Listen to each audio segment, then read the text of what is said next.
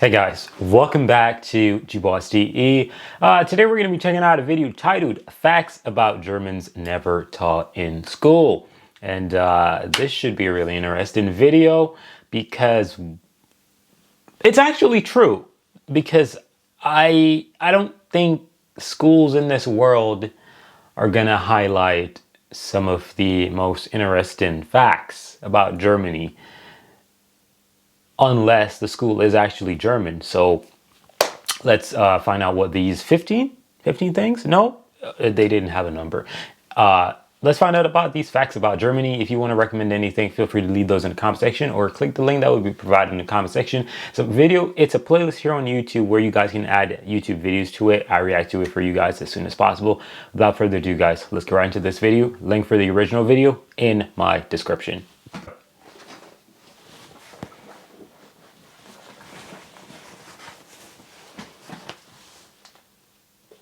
I don't hear anything.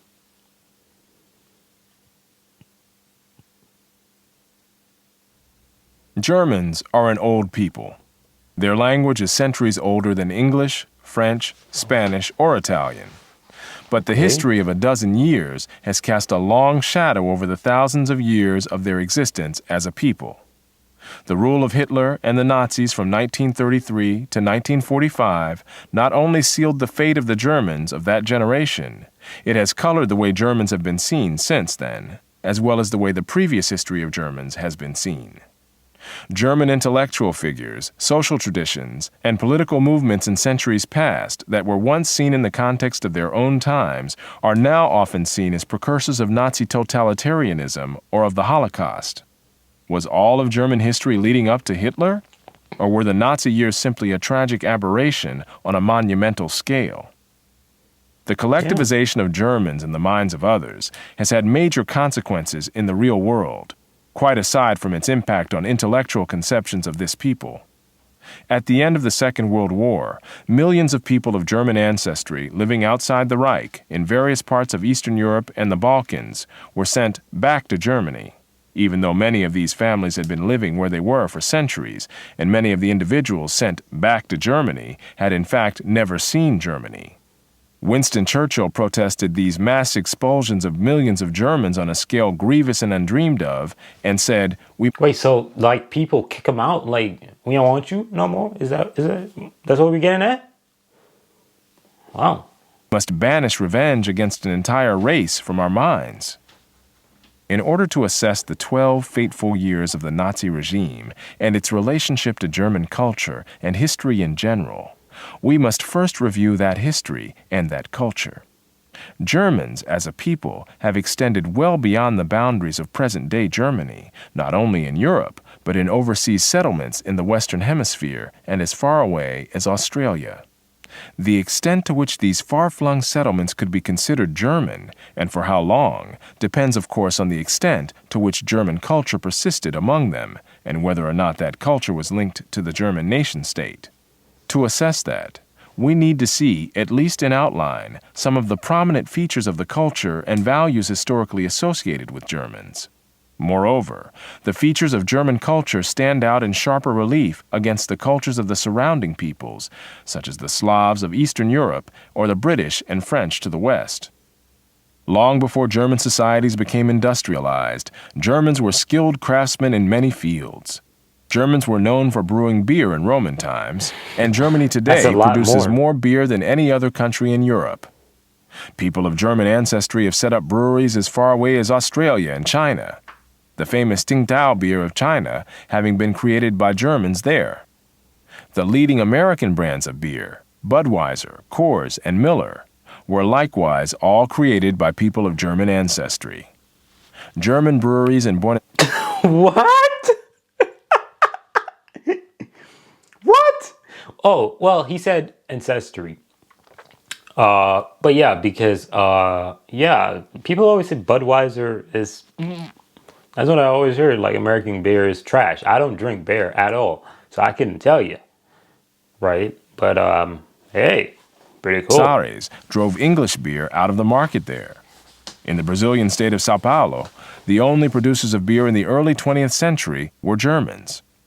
beer brewing Germans are not simply a stereotype. German craftsmen also pioneered in making pianos and took this skill with them to other countries.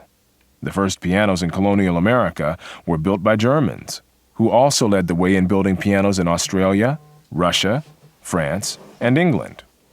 German craftsmanship also created optical products that made such firms as Zeiss, Schneider, Rodenstock, and Voigtlander world leaders in high-quality lens production.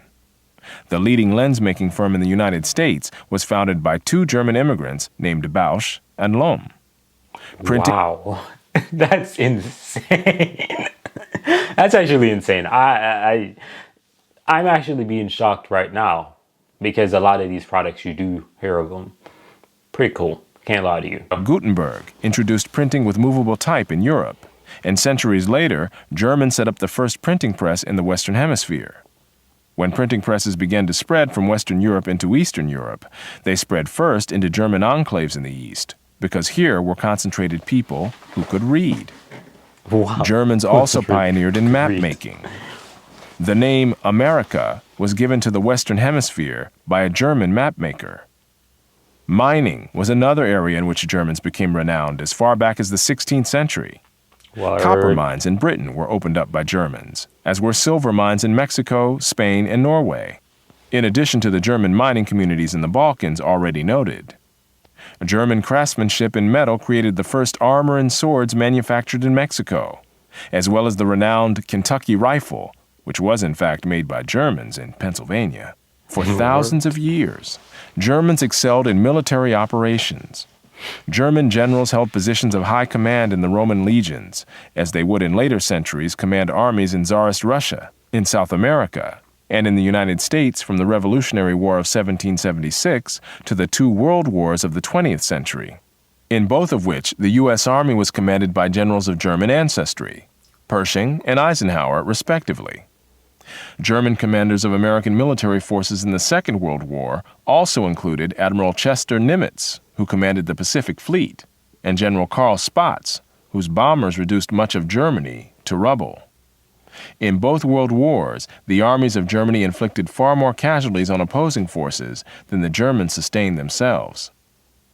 During the Middle Ages, the Teutonic Knights conquered Prussia, which became the heartland of German military prowess for centuries to come. German fighting men were in demand by rulers in Eastern Europe and in the Ottoman Empire, and were used by the British in their attempt to suppress the rebellious American colonies, as well as by the Americans in order to bring their citizen army up to the military standards required to fight the British. Ironically, Germans produced not only leading military men, but also leading pacifist groups, such as the Mennonites, who also spread to other countries. Okay. Whether in agriculture, industry, commerce, or the military, Germans became known for thoroughness, organization, punctuality, and hard work, as well as for specific skills. Other countries not only welcomed German immigrants, but some actively recruited them, and in some cases subsidized their travel. Not only in Eastern Europe, but also in developing nations in the Western Hemisphere and in Australia, Germans were recruited to pioneer in opening up undeveloped wilderness. Wherever Germans settled around the world, there were newspapers printed in German. In Russia, the St. Petersburger Zeitung was founded in 1727, followed in later years by the Saratov Deutsche Zeitung in the German agricultural settlements on the Volga, and the Odesser Zeitung among Germans who settled by the Black Sea. In the United States during the immigrant era, most of the foreign language newspapers in the country were German. St. Louis had two daily newspapers in German as early as 1845. And out on the plains, there was an Odessa Zeitung set up by German immigrants from Russia who had kept their language and culture intact after settling in Russia for generations and then resettling in the United States.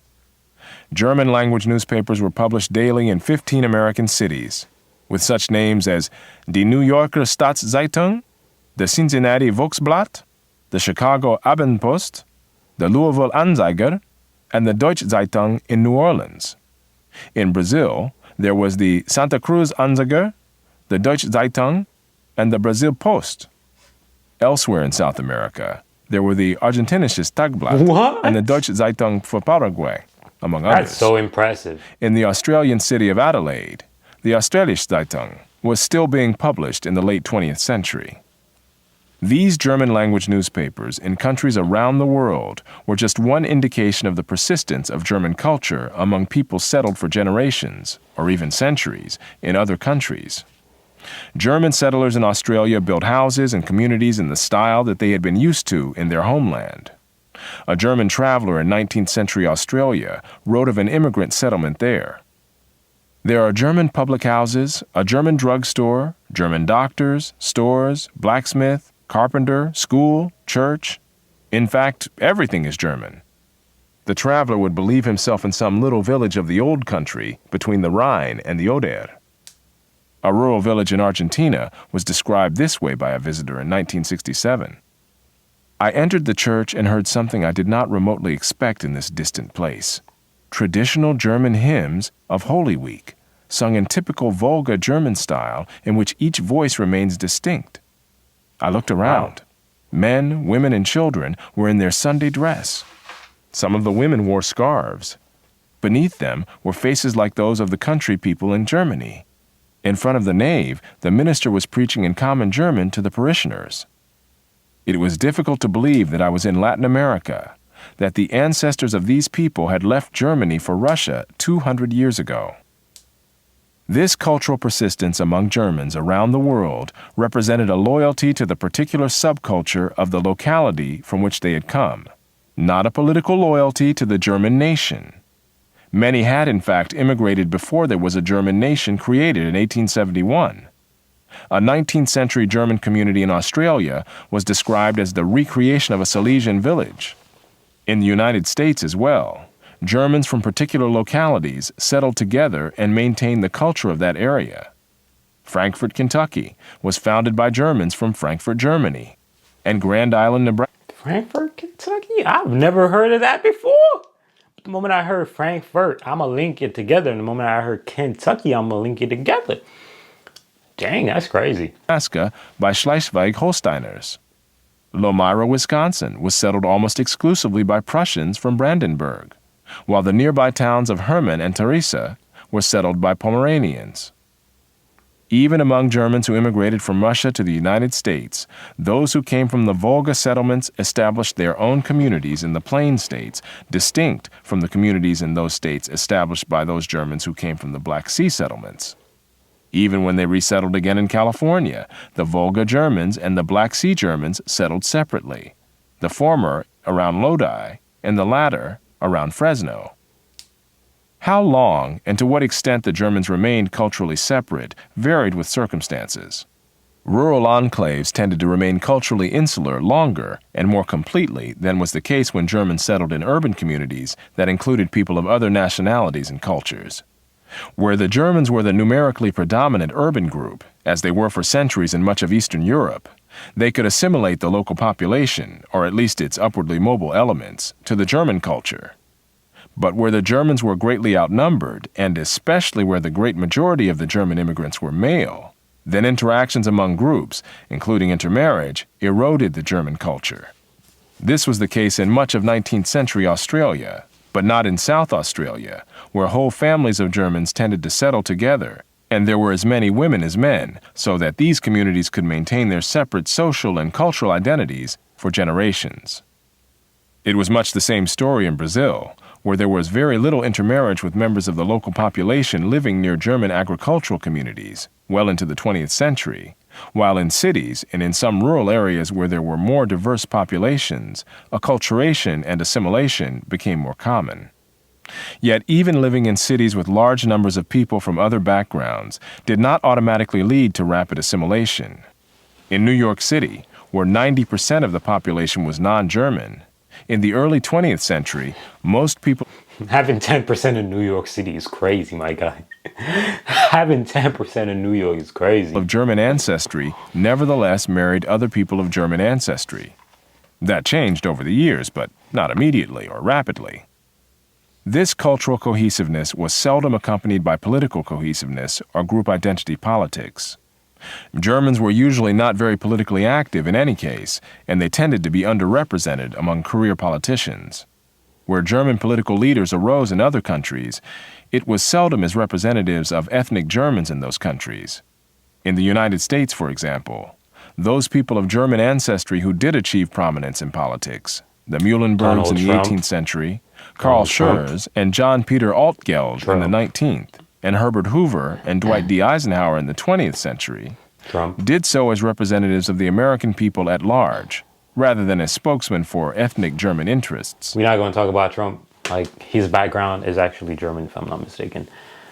Yeah, and I think he's the only president of recent history who was not connected to slavery at all. Like, his ancestors did not own slave. Even the great Barack Obama, his ancestry were traced back to slave owners. Yeah. There were similar patterns in other countries. In Australia, Germans tended to be underrepresented in politics, and those Germans who achieved political office were elected from constituencies where there were few Germans, as well as from constituencies where Germans were the predominant population. In Russia, the presence of Baltic Germans in high positions in the Tsarist government was of no benefit to the Volga Germans or the Black Sea Germans, in whom these German officials took no interest and whom they looked down on as peasants. In Brazil, Germans long remained politically apathetic until after the Second World War, when they began to elect more deputies. However, in places where the German minority was under sustained political attack, such as by the Latvians or the Czechs, Germans were provoked into political activity. The persistence of German culture did not, in most cases, mean making public dramatizations of a separate identity, exceptions again being in places like Czechoslovakia. More commonly, Germans maintained their culture without making a public issue of it. In the United States, such American sports icons as Babe Ruth and Lou Gehrig grew up speaking German, and so did Nobel Prize-winning economist George Stigler. Wow. I would have never guessed that. Hey man, this was a very detailed and solid video. I genuinely learned a lot from this video, and I do hope that a lot of other folks learned a lot from this video. As I said, it was a great video. So if you have any recommendations like this, leave it in the comment section down below, man. And thank you for watching. I'm out of here. Peace.